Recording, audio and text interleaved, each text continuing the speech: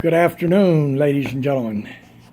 We got a young man here. I think he told me he just turned 14, hiking the Appalachian Trail. Did you just turn 14? No, sir. Oh, somebody told me a fib. Is that the deal?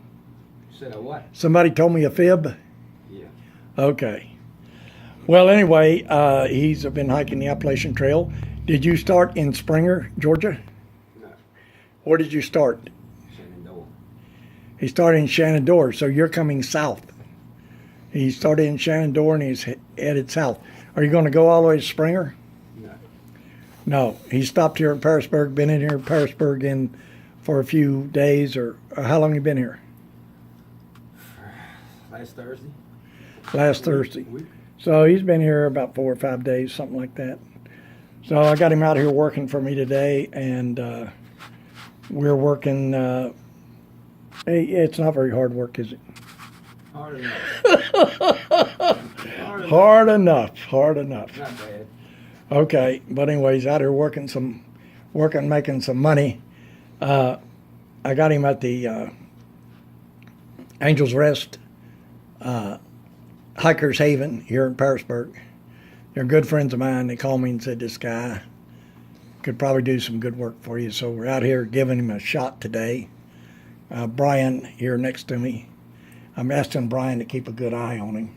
He's a good worker. He's a good worker? Yes, he is. Okay, Brian says he's a good worker. So tell us a little bit about yourself. Pittsburgh, do historical restoration, do athletic equipment. Like the outdoors and everything silliness. Okay, so how do you like Angels Rest Hikers Haven? Probably some of the best people I know. Okay, good people. Yeah, Okay, all of Parisburg, good people. All of Giles County, all of that so far is real good people. yep. Okay, well, Better good. than big cities. Where it's good. What about your hike down here from Shenandoah? Now, Shenandoah's pretty far north up in Virginia. Yeah, it's a couple hundred miles. A couple hundred miles. It's not far from Harper's Valley, far from Harper's Ferry, which is the Appalachian Trail headquarters. Yeah, so you've hiked a couple hundred miles down from Shenandoah down here, and you're just taking a little respite here in Parisburg.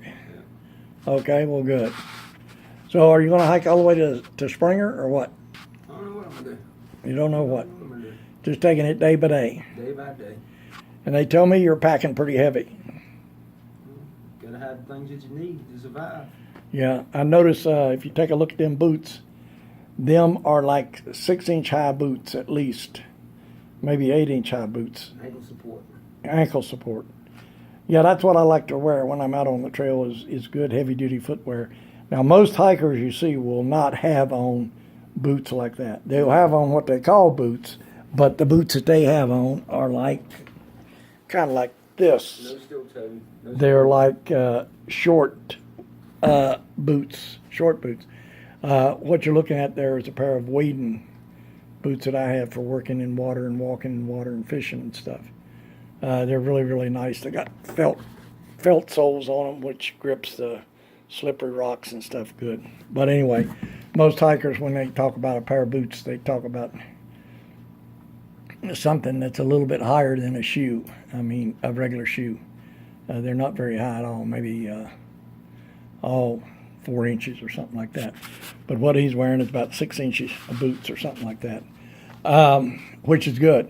Ankle support and so forth. Also good for snakes. You don't have to worry too much about walking through the weeds too much with those. Most people that get bit by a snake, they get bit right on the ankle, pretty much. Steel toe too, so I can Steel-toed. Okay, well, wear good. in the jaw if I need to. Yep. Yeah, most snake bites are right real close to the ankle. Very, very low on the leg. So you get a pair of boots like that, you're pretty well protected from snakes. Anyway, so tell us a little bit about your journey. I just come out here to get away from the hustle and bustle of the city. Okay. A little bit of peacefulness, meet some good people. So you're packing heavy. 70, 80 pounds, 90 pounds. I don't know yet. It's somewhere between 70 and 100, I'm sure. 70 and 100. That's a mighty heavy packing. You can tell when you go up mountains. Especially in the summertime, it's heavy packing. Now in the wintertime, I can understand you need all that heavy winter gear and stuff, but in the summertime, that's really super heavy. Had a guy come through and did some work for me back in the early spring, perhaps the winter, you might say, and he was packing up there 80, 90 pounds. But that was wintertime. So anyway, any notable experiences on the trail? Yeah, I passed a guy one day, him and his dog. I was coming down a mountain, going to town to get something to eat. And went back up and I noticed the dog, but the man wasn't there. About 45 minutes rolled around, the guy still didn't show up. So I'm thinking, they need to call the forest ranger, or did he leave his dog? By that time the guy come, got to crying, couldn't find his dog, and his dog was sitting right there. They tell me he ran across a sow and 3 cubs. And the sow raised up and the dog started chasing the cubs, and they went off and he thought the dog was dead. And Yeah. so, it's good to see that the man got his dog back, and, Yeah. but just the different people, their stories and stuff, and seeing just good people. It's like I said, ain't the hustle and bustle of the city, and everybody caught up in their own lives, and the wheeling and dealing on the streets and stuff like that. Yeah. Enough's enough. So any more notable experiences that you can think of? Well, I woke up one morning, there's 4 copperheads around me sleeping. 4 copperheads? 4 copperheads sleeping right around me with me to you. Were they cuddled up to you? Not they weren't too close to me, but they were there. They were there. They were there. Okay. So then I decided to get a tent, so I sleep in a tent. So you sleep in a tent now, yeah? Okay. Yeah. Well, it's a wonder they hadn't been right up next to you if it was in the morning to get the heat. Well, I had the fire going, so Oh, that's why they were there. I try to keep the fire going. They were there because of the fire, getting warmth from the fire. I guess. Probably, yeah. I Yeah. hope so. Because snakes are cold-blooded, and at night they cool down, and Go somewhere and hide. they seek heat. It's kind of shocking to me that I woke up and there they were. Yeah. Well, that's interesting. If snakes come up around the fire at night, I've never heard that one before, but that makes sense. Makes a lot of sense. I'll tell you what, it does get chilly up in here. It's used to all the summer, especially in July, just being hot. It's right cool this summer. Well, the difference between down here and on top of the mountain, there can be like 20, 30, 40 degrees difference between down in the valley here and up on top of the mountain. When it snows down here in the wintertime, it'll snow on top of the mountain. There might be six inches or a foot of snow up on top of the mountain. Down the valley, it won't be nothing. And, yeah, you can actually hike up the side of the mountain, and it can be like 80 degrees. And when you get up there, it'll be like 50 degrees on top. It's nice.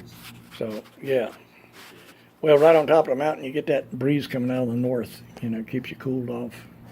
So that's one thing nice about the AT is it's mainly hiking right along the top of the mountain, and you get that nice breeze coming out of the north. A lot of times.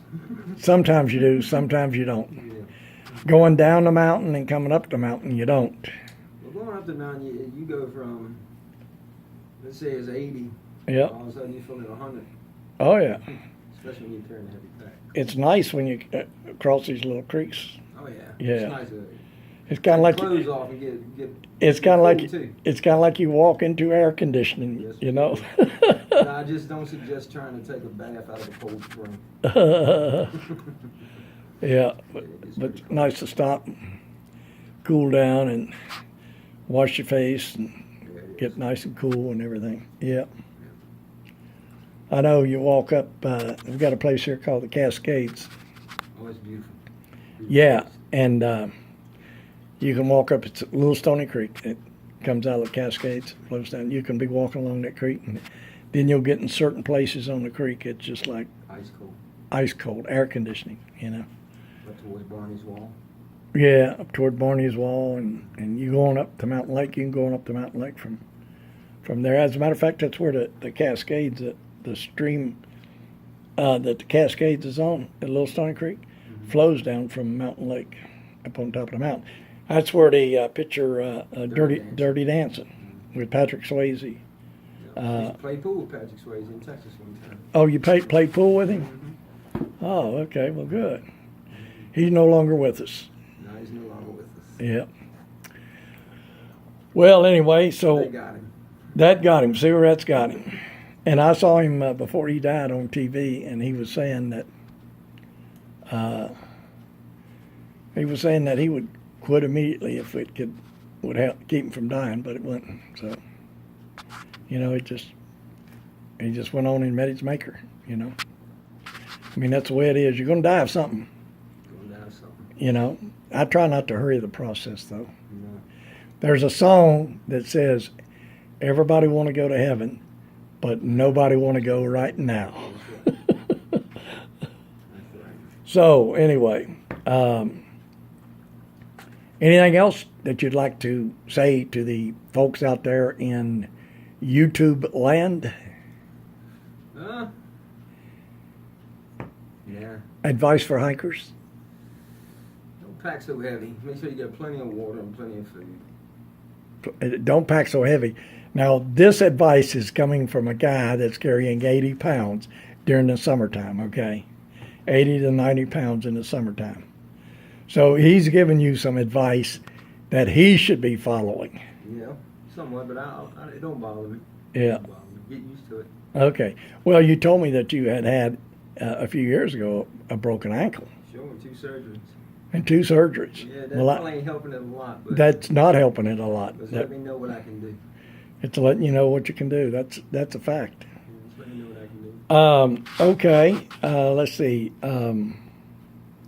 Anybody back home that you would like to say hi to? Mom, dad, kids. Mom, dad, and children. What are your children's names? Carly, Landon, Blake, John, Tyler, JC, Olivia. And was that 7? I believe so. 7 children. Yeah. So you're trying to help repopulate the planet. Doing what Good seed, though. doing Good what you seed. can. Good seed, huh? Good seed. Good seed. That's the seed. All right. Well, listen. Thank you very much for the interview. And you realize, of course, that this will make you world famous. I'm already famous. They just don't know it yet. You're famous. People just don't know you're famous yet, huh? Okay. Well, thank you very much. And let's see. Have a good rest of the year hike, wherever you're going, or if you're going to stay here or whatever. Or you're going to hike back towards Shenandoah. Just enjoy yourself out there on the trail. Take it one day at a time, and just enjoy the planet and Beautiful. being on it. Beautiful. All right. Check you later, man. Have a good one.